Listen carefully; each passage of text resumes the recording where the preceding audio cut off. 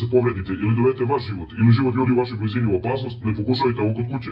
Ukoliko odlučite da ovo ipak pokušate, ja nisam odgovoran za posljedice. Ovo izvodi uvežbani profesionalac. Pozdrav, evo smo još jednom klipu. Danas radimo ispitivanje kako uopšte funkcioniše ovaj vatromet. Danas ćemo ga testirati. Naravno ne zaboravite subscribe ako vam se video sviđa i prećemo posle na video. Hajde vidimo kako to uopšte izgleda.